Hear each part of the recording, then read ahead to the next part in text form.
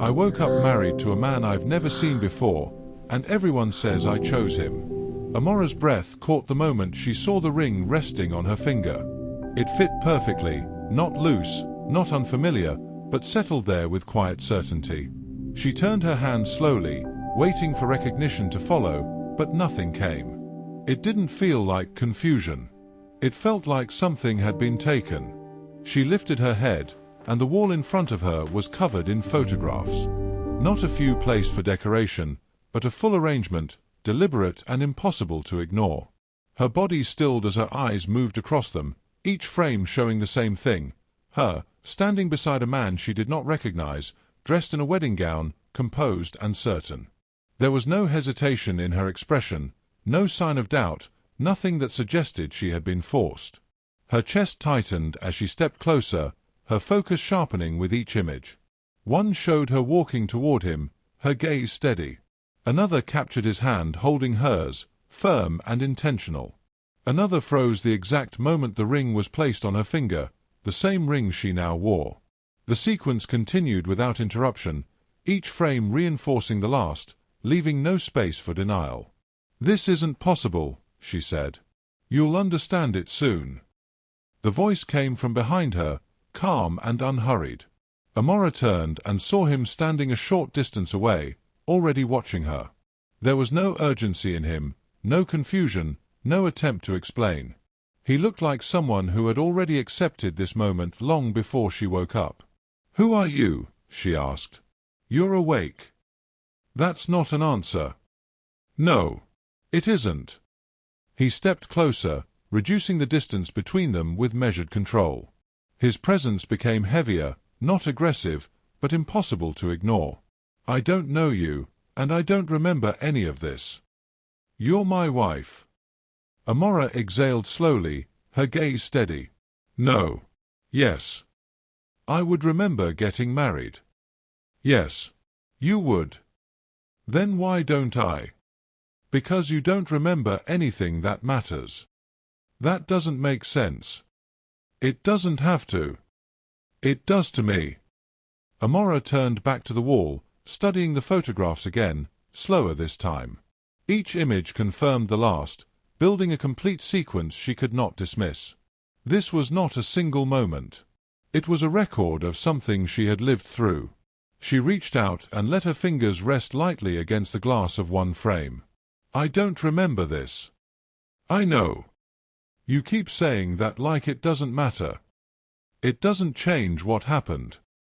"It changes everything." Amara turned back to him, her gaze sharper now, more focused. "You're not trying to convince me. You're just stating it." "Yes." "Why?" "Because you already said yes." Amara held his gaze, steady but unsettled. "I don't remember saying yes." "I know." "Then how do you expect me to accept this?" "I don't." That made her pause. "You don't?" "No." Silence stretched between them, but it didn't feel uncertain. It felt controlled. Amara studied him carefully, no longer reacting, but observing. "You're not surprised. You're not confused, and you're not even asking what I remember."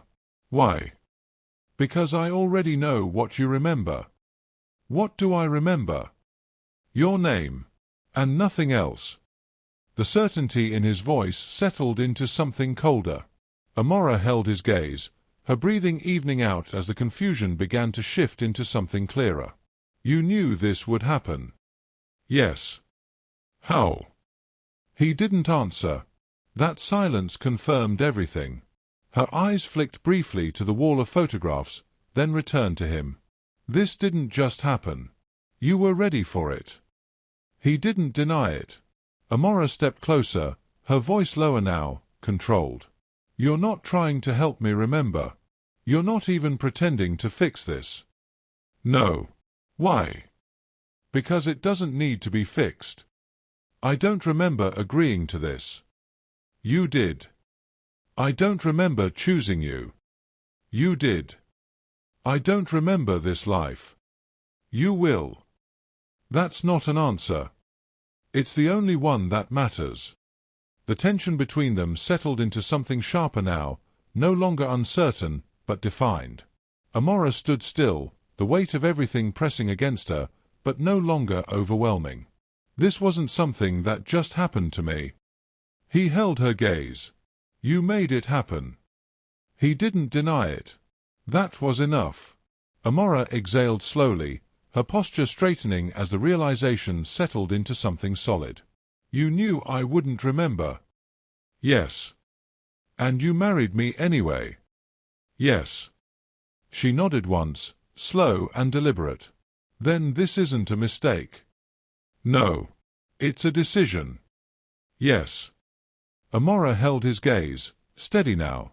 Then I'll make one too. The morning came too quickly, and Amara woke with the same weight pressing against her chest. The ring was still on her finger, unchanged, unmoving, as if it had always belonged there. She looked at it for a moment, turning her hand slightly, hoping something would shift, but nothing did. The absence of memory remained steady and unyielding, leaving her with only the certainty that something about her reality had been altered. She stepped out of the room and into the hallway, her movements calm but deliberate. The house was already awake. Staff moved with quiet efficiency, their presence controlled and purposeful.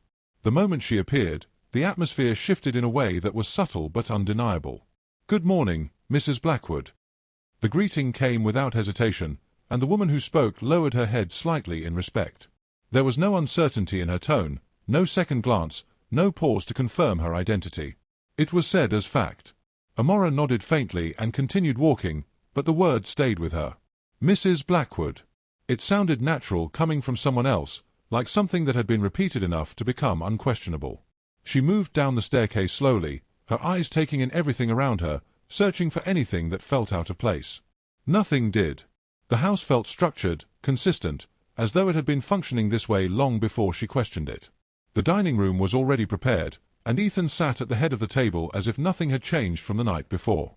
He looked composed, unaffected, as though time moved differently around him. Amara walked in and took a seat across from him without asking permission, her posture steady and her expression controlled. For a moment, neither of them spoke. You're quiet, he said. I'm thinking, she replied. That won't help you. Amara lifted her gaze and met his. Why? Because everything you need to know is already in front of you. His answer was smooth, too smooth, and it settled uneasily in her mind. She studied him for a moment, then leaned back slightly as staff placed breakfast in front of her. Everyone here knows who I am, she said. They don't hesitate. They don't question it. They shouldn't. And I should. Ethan didn't respond immediately, and that pause did not feel like uncertainty. It felt like control. Amara picked up her glass and took a slow sip, her thoughts moving carefully now. Everything she had seen so far pointed in one direction. Nothing had contradicted the story she was being shown. Was it big? She asked after a moment. Ethan looked at her. The wedding, she clarified. Yes. How many people? Enough. That's not an answer. It's the only one that matters. Amara held his gaze for a moment, then looked away. His answers were consistent, controlled, and incomplete in a way that felt intentional. There was nothing careless about him, nothing that suggested uncertainty. The silence between them stretched, but it didn't feel empty. It felt deliberate. You're trying to remember, Ethan said. I am. You won't. Amara's eyes lifted again. Why? Because there's nothing to remember. The answer came too easily, and this time she felt it clearly. Not in the words themselves, but in the way they were delivered. It didn't feel like truth. It felt like something placed carefully to close a question. That doesn't make sense, she said. There should be something. A feeling. A moment. Something that connects me to this. There isn't. His certainty did not change, but something about it no longer felt complete. Amara leaned back, her fingers resting lightly against the table as her thoughts settled into something more focused. Then show me, she said. Ethan watched her for a moment, then reached for his phone without speaking. He unlocked it and turned the screen toward her. A video. Amara hesitated briefly before taking it, her attention sharpening as she pressed play. The moment the video started, everything slowed. It was her. Walking down the aisle. The same dress, the same setting, the same composed expression she had seen in the photographs. The room was filled with people, the atmosphere polished and complete, everything aligning perfectly with the story she had been shown. She watched herself move forward with steady confidence. Watched herself stop in front of him. Watched herself look up and smile. It wasn't forced. It wasn't uncertain. It was real. Her grip on the phone tightened slightly as the video ended. For a moment, she didn't speak. She handed the phone back slowly, her expression controlled, but something inside her had shifted. "That's me," she said quietly. "Yes. And I chose this." "Yes." The answer came without hesitation. Amara lowered her gaze briefly, her thoughts moving through everything she had seen. The photographs. The staff. The video. Every piece fit together without resistance, forming a reality that was difficult to challenge. For a moment, it almost made sense. She lifted her head again, her eyes settling on him. "You don't question it," she said. "No. Not even once." "No." The consistency remained. But this time, something didn't sit right. Amara leaned back slightly, her gaze steady as she watched him more carefully now, not just listening to his words, but watching his reactions. "If everything is so clear," she said slowly, "then why does it feel wrong?" Ethan didn't answer immediately. For the first time, his gaze didn't hold hers. It shifted, just briefly, before returning to her face. The movement was small, almost unnoticeable. But it was there. And Amara saw it. Silence settled between them again, but this time it felt different. Not controlled. Not deliberate. Uneven. "You said there's nothing to remember," she continued, her voice quieter now, more focused. "Then why do I feel like something is missing?" Ethan held her gaze again, his expression returning to its usual calm. "You're overthinking." The answer came quickly. Too quickly. Amara didn't respond. Because this time, she understood something she hadn't before. Everything around her was perfect. Too perfect. The people. The house. The wedding. Even him. And for the first time since she woke up, Amara wasn't just confused. She was certain. Something had been taken. The silence followed her long after she left the dining room, settling into something heavier than before. Amara walked through the hallway slowly, her steps measured, her mind replaying every detail from the morning. The way Ethan had answered her questions, the way his tone never shifted, the way everything around her seemed too precise, too complete. It wasn't just that things didn't feel right. It was that they felt constructed, arranged with intention rather than lived in naturally. She stopped near one of the large windows, her reflection faint against the glass. For a moment, she studied it, searching for something familiar in her own expression, but even that felt distant. It was like looking at someone she was still trying to understand rather than someone she had always known. The realization settled quietly but firmly in her mind. Something had been taken, and the more she thought about it, the less it felt like a possibility and the more it felt like fact. Turning away from the window, she moved with purpose this time. If everything around her was telling the same story, then she needed to find something that didn't fit, something small enough to be overlooked but real enough to expose the truth beneath everything else. She began moving through the house carefully, her attention sharper now, her eyes scanning every detail instead of simply observing. Each room carried the same controlled precision. Nothing was out of place, nothing was left undone, and nothing felt personal. It felt less like a home and more like something maintained to remain exactly as it was. She eventually entered a smaller sitting room and paused when her gaze settled on a shelf lined with framed photographs. Unlike the wedding images, these were older, more casual, and at first glance, more natural. Amara stepped closer, her attention narrowing as she began to examine them one by one. Each photograph showed a version of her in different places, wearing different clothes, surrounded by different people. Everything about them suggested memory, history, and familiarity. But something felt wrong. She picked one up, studying it carefully. In the image, she was smiling, standing beside a group of people, her posture relaxed and her expression seemingly natural. Yet the feeling didn't reach her. It was like looking at someone else's life rather than her own. Her thumb brushed lightly across the surface of the frame as if the contact might trigger something, but nothing came. "I should remember this," she said quietly, more to herself than anyone else. She set the frame back down and reached for another, her focus sharpening as she compared it more carefully. At first glance, it looked like any other moment, another memory captured in time. But as she looked closer, something shifted. Her expression in this photo was identical to the first. Not similar, not close, but exactly the same. The angle of her smile, the tilt of her head, even the way her eyes held the light, it all matched perfectly. Amara frowned slightly and picked up a third frame, her attention tightening. The same expression stared back at her again, unchanged despite the different setting and clothing. The realization settled in slowly but heavily. That wasn't natural.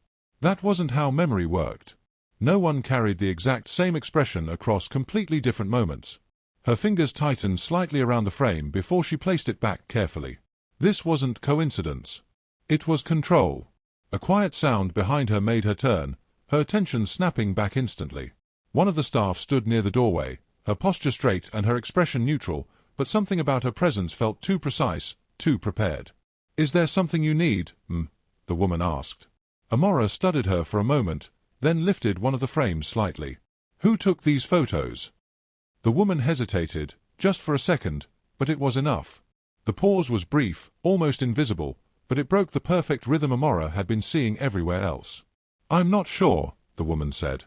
The answer came quickly after the hesitation, too quickly to feel natural. Amara held her gaze for a moment longer before giving a small nod. "That's fine." The woman lowered her head and stepped away, but the moment stayed with her. That hesitation had confirmed something she couldn't ignore. Not everything in this house was as certain as it appeared. Amara turned back to the shelf slowly, her thoughts no longer scattered but aligning into something clearer. This wasn't just about missing memory anymore. Something had been altered, adjusted carefully enough to look real, but not carefully enough to remain perfect under scrutiny. She left the room and continued walking, her awareness heightened now. The house no longer felt seamless. Small details began to stand out. A camera placed just out of direct view. A door slightly ajar where everything else was closed. A staff member who looked away too quickly when she passed. The perfection she had noticed earlier was starting to break apart under closer attention. At the end of the hallway, she stopped in front of a door that didn't match the others. It was darker, heavier, less refined, as though it belonged to a different part of the house entirely. Her eyes settled on the handle, her instincts sharpening immediately. Something about it felt different. Not hidden. Protected. She stepped closer, her hand moving toward the handle slowly, her attention fully focused now. "What are you looking for?" The voice came from behind her. Amara didn't turn immediately. She already knew who it was. "Answers," she said calmly. She turned then, and Ethan was closer than she expected, his presence filling the space without warning. There was no sign of surprise in his expression, but something about his timing felt deliberate, like he had arrived the moment she got too close. His gaze flicked briefly to the door before returning to her, sharper than before. "That room isn't for you," he said. Amara held his gaze steadily. "Why?" "Because there's nothing in there you need to see." The answer came too quickly. Amara took a small step closer, her posture unchanged. "That sounds familiar," she said. Something shifted in his expression, subtle but real. "You're starting to ask the wrong questions," he said. "And you're avoiding the right ones." The words settled between them, tightening the space around them. Ethan stepped forward then, positioning himself slightly between her and the door. It wasn't obvious enough to call out, but it was intentional enough to matter. The movement carried more meaning than anything he had said so far. "You should stop this," he said quietly. "Or what?" His gaze held hers, and this time there was no calm in it. Only warning. "Or you'll find something you don't understand." The words were controlled, but the tension behind them wasn't. Amara held his gaze for a moment longer, then glanced briefly at the door before looking back at him. "I think I already have," she said. Her voice was steady now, certain in a way it hadn't been before.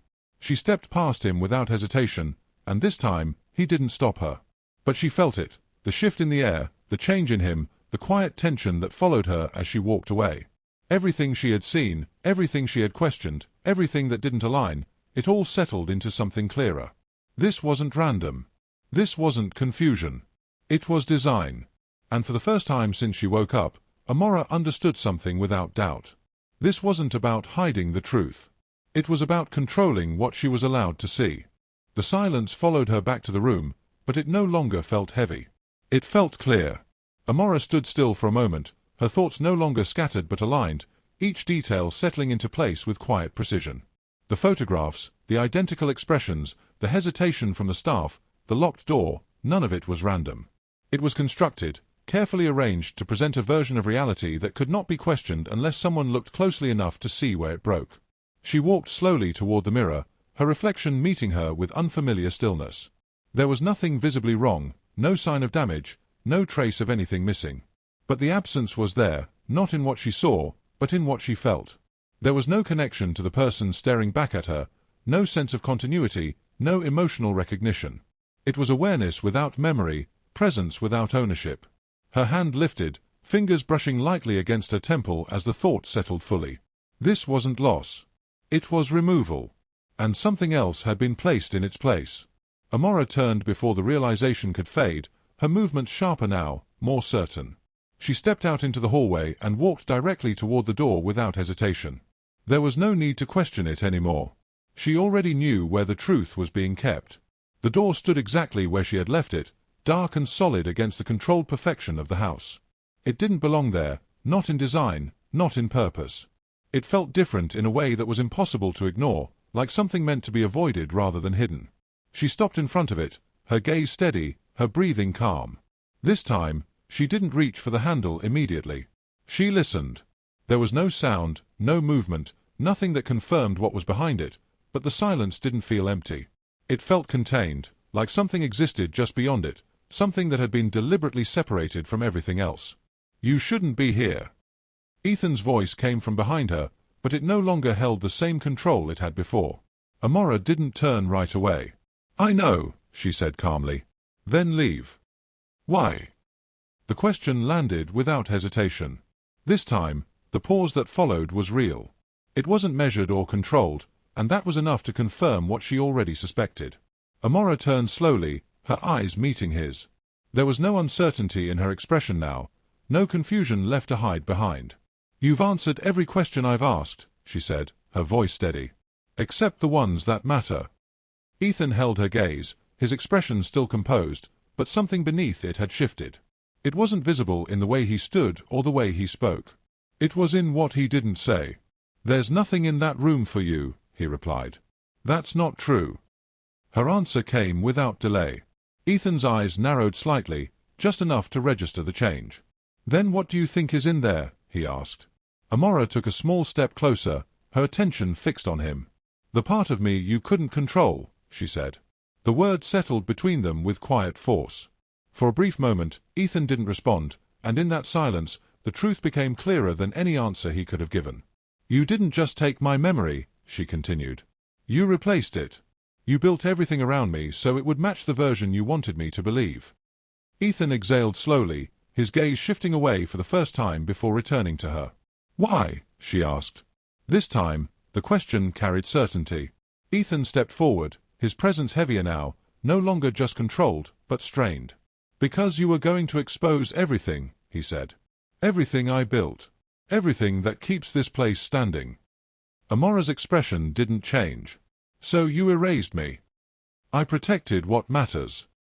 "And what am I?" she asked. Ethan met her eyes without hesitation. "A risk." The word landed cleanly, without softness. For a moment, neither of them moved. Then Amara nodded slowly, as if something had finally settled into place. "You made a mistake," she said. Ethan's gaze sharpened. "No. I made a decision." Amara shook her head slightly. "You made an assumption," she replied. "You assumed that taking my memory would make me easier to control. You assumed I would accept what you showed me." Ethan didn't interrupt.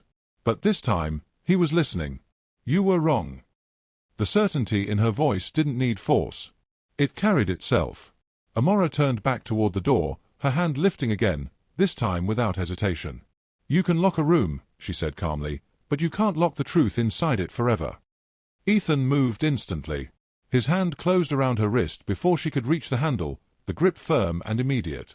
This time, there was no distance in the contact, no controlled restraint. Only urgency. "Stop." The word was sharper than anything he had said before. Amara looked down briefly at his hand, then back up at him, her expression unchanged. For the first time, she smiled. Not softly, not uncertainly, but knowingly. "You're afraid," she said. Ethan's grip tightened slightly. No. But this time, it didn't sound true. Amara held his gaze, steady and unshaken. Then let me see it. The word settled between them, heavier than anything that had come before.